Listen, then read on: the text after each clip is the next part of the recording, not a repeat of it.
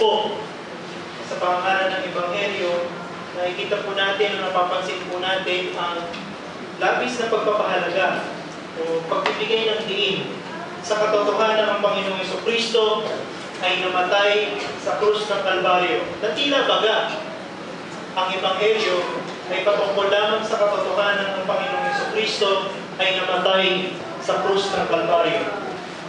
Subalit ganito nga ba, ipinakita sa atin ang salita ng Diyos, ang kabuuan ng kanyang Ebanghelyo?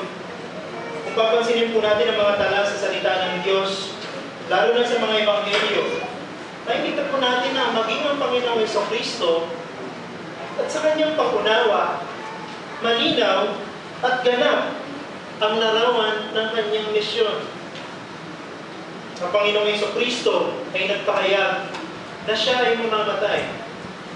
Subalit hindi siya huminto sa katotohanan, siya'y mamamatay. Kung ang Panginoong Jesucristo ay hindi huminto sa katotohanan, siya'y mamamatay at namatay na sa krus ng Kalbaryo, dapat hindi tayo hihinto sa katotohanan ng pagpapahayag na ang Panginoong Jesucristo ay namatay. Malinaw sa kanyang pagkaunawa na matapos ang kanyang kamatayan, siya'y muling mabubuhay. Isa po sa halimbawa gusto kong ibigay sa inyo ay sa aklat ni Juan, chapter 2, verse 13 to 22. Bagamat hindi na po natin papansinin ang talatang kung bahagi nito ng salita ng Diyos ngayon, pamilyar tayo dito. Na isang araw bago ang pista ng Pasko, ang Panginoong Jesucristo ay nagtungo sa templo. At nakita niya kung paano ang pagsasagawa ng business sa templo ng Diyos. At alam natin, nilinis ng Panginoong Jesucristo ang templo ng araw na yun. Dahil sa tindinang galit ng mga Hudyo, humingi sila ng paliwanag sa Panginoong Jesucristo. Tungkol sa verse 19 ng chapter 2, kung saan makikita natin napakaaga sa sulat o sa tala ni Juan, ang buhay, kamatayan at muling pagkabuhay ng Panginoong Jesucristo, ang pagkaunawa mismo ng Panginoon ng kanyang misyon. Anong sabi ng Panginoon? Wasakin ninyo ang templo.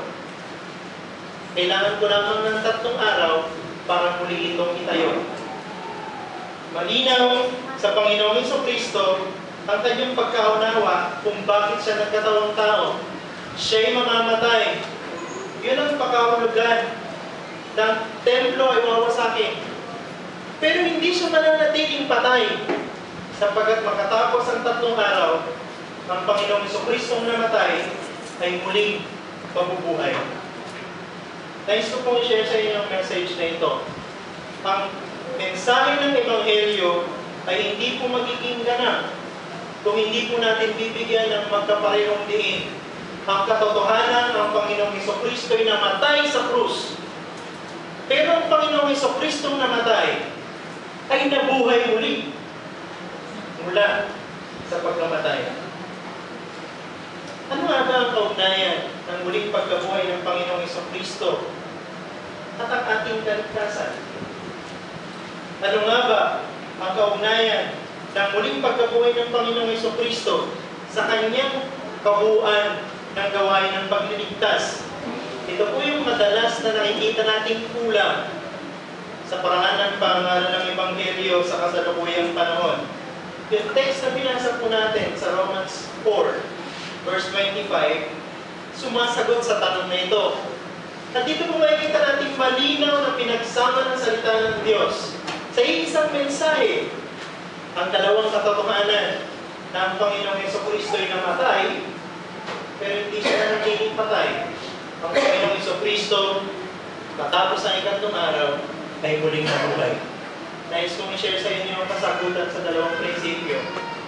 Ang muling pagkabuhay bilang patunay ng lahat ng pag-angkin ng Panginoong Jesucristo patungkol sa kanyang sarili.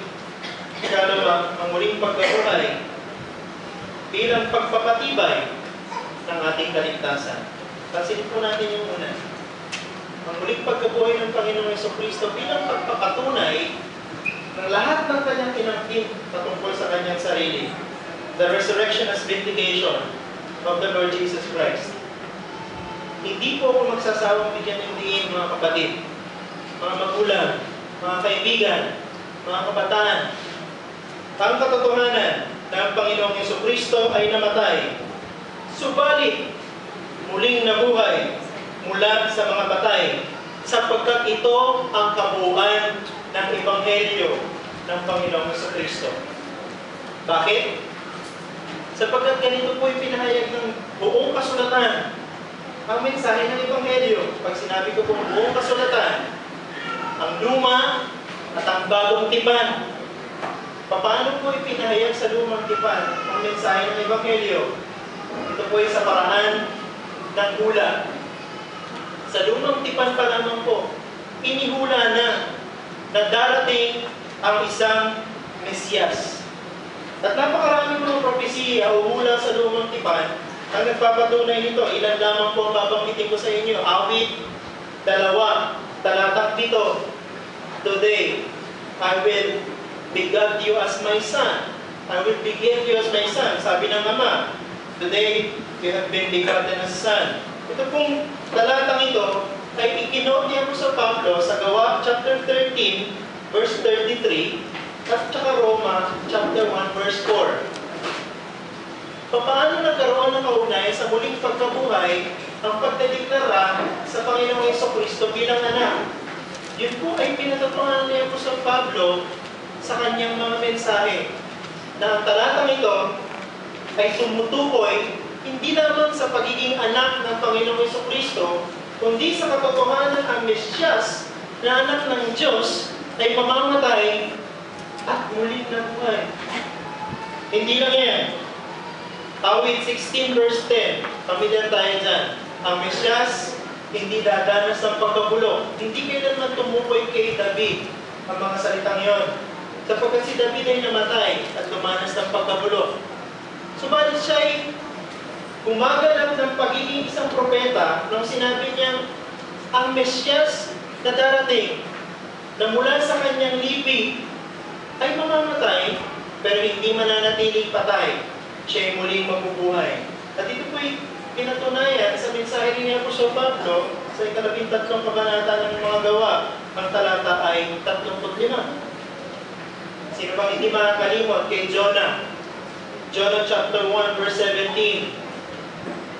Ang lalaki ito ay nasa tiyan ng isang dambuhalang isda, 3 araw, 3 gabi. Yun ay isang malinaw na larawan ng Panginoong Jesucristo. Siya ay mamamatay ng 3 araw, pero siya'y muling mabubuhay. Yun ay mga hula na nagpatunay ng Panginoong Mesiyas na dumating ay ipinangako na sa lumang tipan. Paano ito nagkaroon ng kaugnayan sa bagong tipan? Ang lahat ng inihula ay nagkaroon ng katuparan. Sa lumang tipan ay hula, sa bagong tipan ay katuparan. Ito yung pinatunayan ng mga apostol sa kanilang mga sulat, sa aklat ng mga gawa. Pero pinakamainam na patunay ng katotohanan ito ay walang iba kundi ang Panginoong Jesucristo mismo sa Lucas chapter 24, verse 44. Now he said to them, "These are my words, which I spoke to you, while I was still with you, that all things which are written about me in the law of Moses, and the prophets, and the Psalms, must be fulfilled." Yung tatlong kategorya na yon, ang mga batas ni Moises, ang mga propeta, ang mga awit, ay tumutukoy sa kabuuan ng lumang tipan.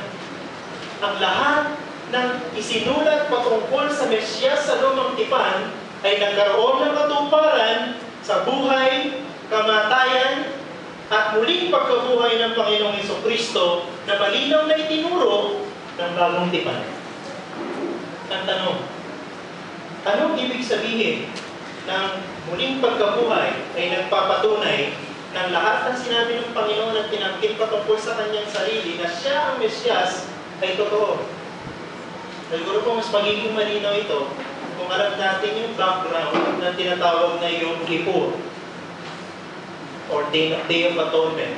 Minsan sa isang taon, ang pinakapunong saserdote ay papasok sa kabanang-banal ng dako ng templo upang mag-alay ng handog. Isang perpektong handog para sa kasalanan ng buong bayang Israel. Ito po yung binigyan din ng sumulat ng Hebreo sa chapter 10. Sa verse 1, sinabi po niya, minsan sa isang taon, kailangan mag-alay. Bakit? Sapagkat ang lahat ng inaalay na ito ay nananatiling patay. Hindi ba't lahat ng inaalay, pinapatay at nananatiling patay? Anong pakahulugan ng sumulat ng Hebreo? Sapagkat ang lahat ng pag-aalay na ito sa pamamagitan ng hayop ay hindi sapat upang magpatawad ng kasalanan ng tao. Kaya kailangan ulit-ulitin taon-taon. Pagdating natin sa chapter 10 verse 4 and 11, tanging ang dugo lamang ng isang perpektong handog ang mag-aalis ng kasalanan ng tao. Alala niyo yung sinabi ni Juan Bautista nung makita niyo yung Panginoong Jesucristo. Ito ang kordero ng Diyos na mag-aalis ng kasalanan ng sanlibutan. Ang Panginoong Jesucristo ang perpektong handog na hinihintay ng bagong tipan na siyang gaganap at papawi sa anino. Siya ang magbibigay ng ganap at perpektong kapatawaran ng kasalanan. Chapter 10 ng Hebreo, talatang 8 hanggang 10. Now here's the good part. Sa chapter 10 verse 12. Itong perpektong handog na ito, nag-alay ng kanyang buhay, minsan para sa lahat. Inulit pa ba? Anong sabi sa chapter 10 verse 12? Pagkatapos niya mag-alay, he sat down at the right hand of God. Siya'y umupo sa kanan ng Ama. Ano ibig sabihin nun? Ang Panginoong Jesucristo ay namatay, pero hindi na natiling patay. Siya'y muling nabuhay at bumalik sa langit. At ngayon nasa piling ng kanyang Ama. At mananatili sa piling ng kanyang Ama, magpasawalang hanggan. Ang ibig sabihin, ang inalay ng Panginoong Jesucristo ay sapat na para sa lahat.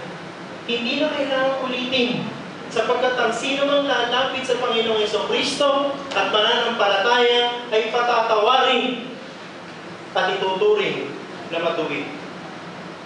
Siya ay muling nabuhay at siya ay nasa piling na ng Ama. Sabi nga ni Thomas Schreiner, the resurrection of Christ constitutes evidence that His work on our behalf has been completed. Ang patunay na ang ginawa ng Panginoong Jesucristo ang pagliligtas ay naganap na o nakumpleto na ay ano? Hindi ang kanyang kamatayan, kundi ang kanyang muling pagkabuhay.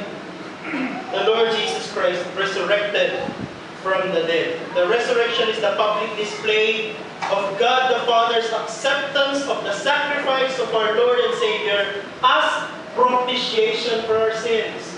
Yung sinasabi niya po sa Pablo sa Roma 3 and 4, na ang pag-aalay ng Panginoong Jesucristo ng kanyang buhay, ang alay na pampalubag ng galit. Yun lamang ang tinanggap ng Ama na alay upang ang kanyang galit ay mapawi sa isang makasalanan. Paano niyo naisip na ang isang matuwid at banal na Diyos magpapatawad ng isang katulad nating makasalanan at rebelde? Sa Roma 8, 7 and 8. Paano mapapatawad ng isang banal at matuwid na Diyos sa katulad natin? Walang ibang paraan sa pamamagitan lamang ni Kristo. Kung wala si Kristo, hindi tayo mapapatawad sa ating kasalanan. At anong patunay na tinanggap ng Diyos ang kanyang pag-alay? Ang kanyang muling pagkabuhay. At kailangan natin bigyan ng diin ng katotohanan na ito sa pangalan natin ng Ebanghelyo. Ang Panginoon ay hindi lamang namatay sa krus. Period. Ang Panginoong Jesucristo ay namatay, pero siya'y muling nabuhay. Sapagkat kung ipapangalan natin ang Panginoong Jesucristo ay namatay sa krus, subalit hindi natin bibigyan ng diin ng kanyang muling pagkabuhay, parang sinabi natin nag-alay lang muli ng isang bagong alay, katulad ng nasa lumang tipan. Hindi. Ang Panginoong Jesucristo ay muling nabuhay at hindi na natin kailangan ng anumang alay. Hindi na natin kailangan ng anumang gawa mula sa tao upang tanggapin tatanggapin tayo ng Diyos sapagkat hindi tatanggapin ng Diyos ang isang tao na hindi nakipag-isa kay Kristo sa pamamagitan ng pananampalataya. Ang tanong ko sa inyo, na-realize nyo na ba yung katotohanan na ito? Ang iyong pag-asa ng isang tiyak na kaligtasan ay hindi sa pamamagitan ng iyong sariling gawa, kundi sa gawa ng iba. Ito'y sa pamamagitan ng gawa ng Panginoong Jesucristo na pinatunayan ng Ama na totoo at ganap sa pamamagitan ng kanyang muling pagkabuhay. Pangalawa, ang muling pagkabuhay ay pagpapawalang sala para sa mga Kristiyano. Alam niyo maganda, sa mga sulat ni Apostol Pablo, hindi lang siya tumitigil sa mga katotohanan may kinalaman sa kasaysayan ng pagliligtas ng Diyos sa tao. Facts of history. Hindi lang siya tumitigil doon. Yung pong mga katotohanan na ito, katulad sa talatang binasa natin, ay mayroong aplikasyon sa mga mananampalataya. May kinalaman ang muling pagkabuhay ng Jesus na namatay sa krus ng Kalbaryo sa atin. Yun ang maganda. Ano yun? Ang muling pagkabuhay ng Panginoong Jesucristo ay nagpapatunay o kumukumpirma na ang ating pagpapawalang sala o ating kaligtasan ay tiyak. Ang kaligtasan ito na tinanggap natin, hindi bunga ng ating mabuting gawa, ay tiyak.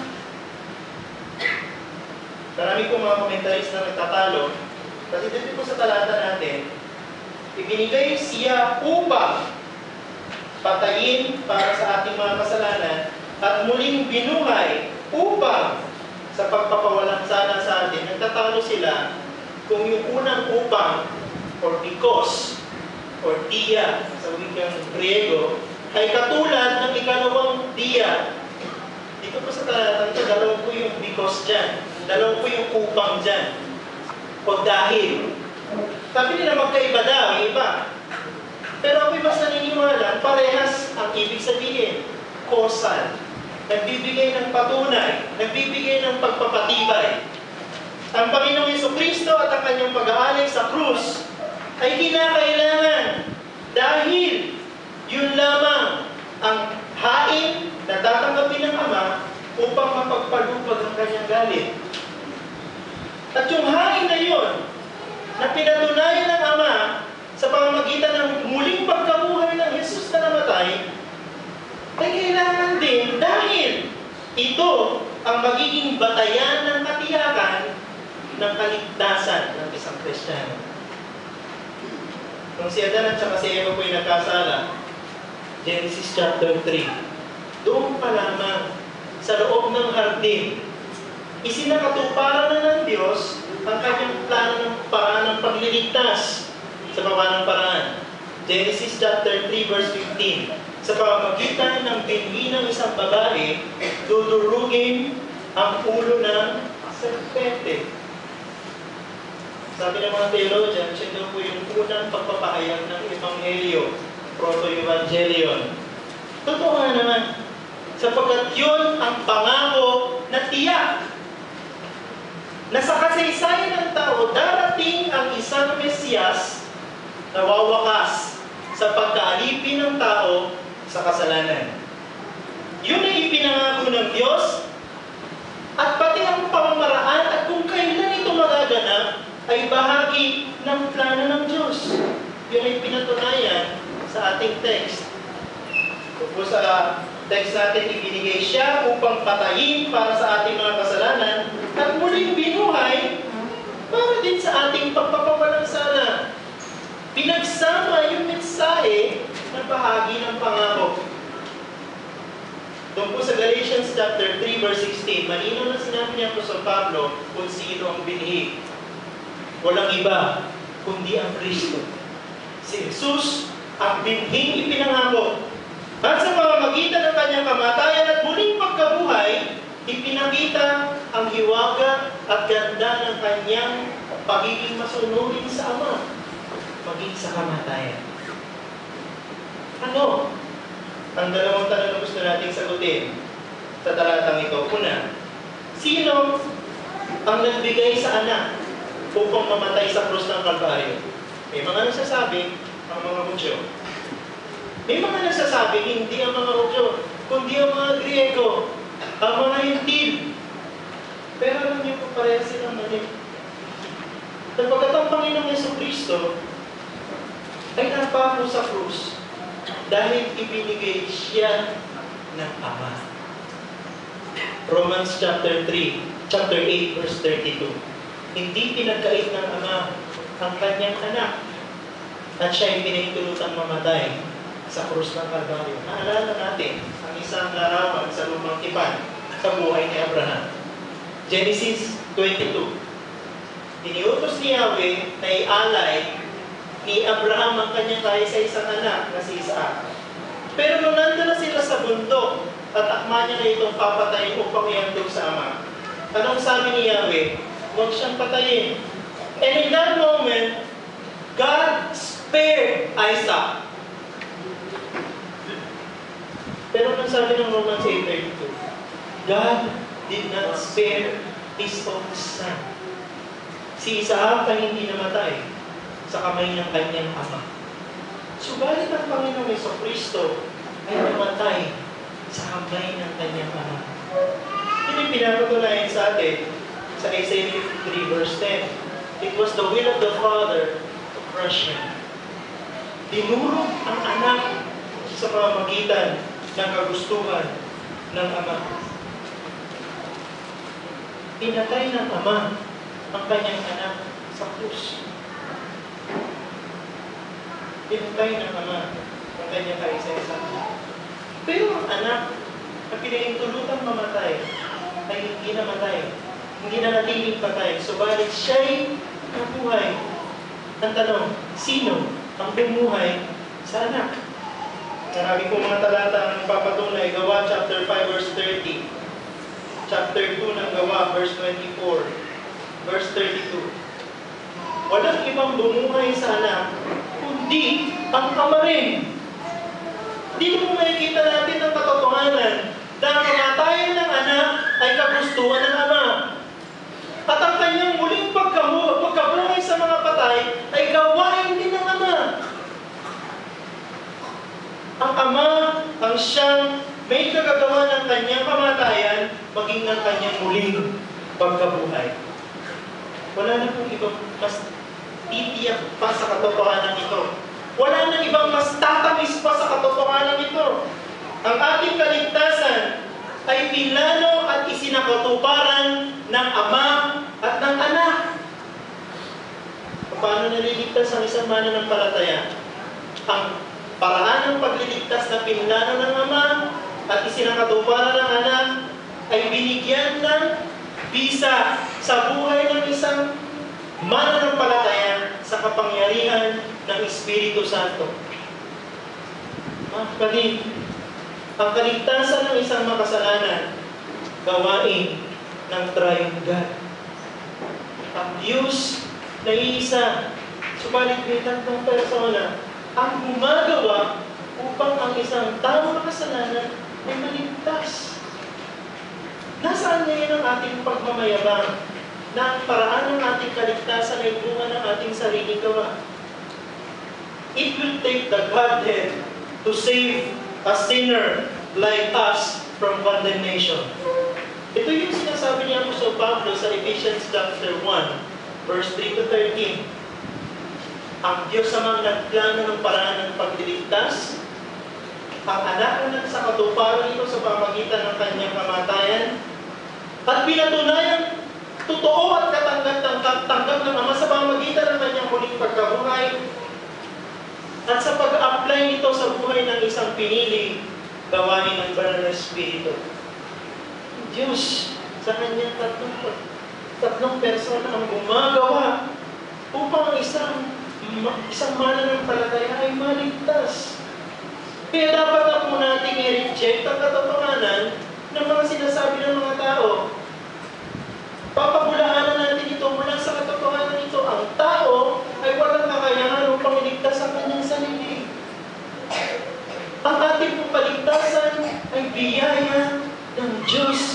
lamang. Gawa ng Diyos at hindi gawa ng sinumang tao. Kaya walang sino man ang pwede magsabing hindi ito tiyak, maging ang dyablo. Sapagkat ang gawain ng pagliligtas ng Diyos ay ginawa ng Ama, ng Anak, at ng Espiritu Santo.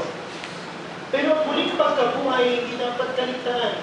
Sabi sa 1 Corinthians 15:17, and if Christ has not been raised, your faith is worthless. You are still in your sins.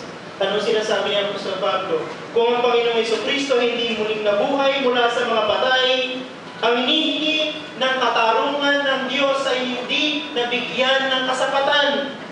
Pero dahil ang Panginoon ay muling nabuhay, ibig sabihin, tinanggap ng Ama ang kanyang paghahandog at yun ay naging sapat upang ang hinihingi ng katarungan ng Diyos ay mabigyan ng kaganapan. At ang ating kaligtasan ay magbibigyan ng katiyakan. Naniniwala ka pa rin ba, kaibigan, na kaya mong iligtas ang iyong sarili?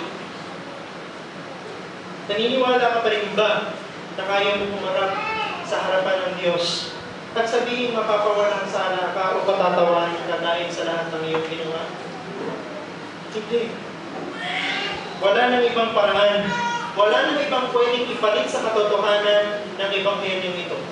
Kinailangan ang anak ay mamatay at muling mabuhay upang ang plano ng pagliligtas ay maging ganap at ang ating kaligtasan dahil sa ating pananampalataya ay maging tiyak.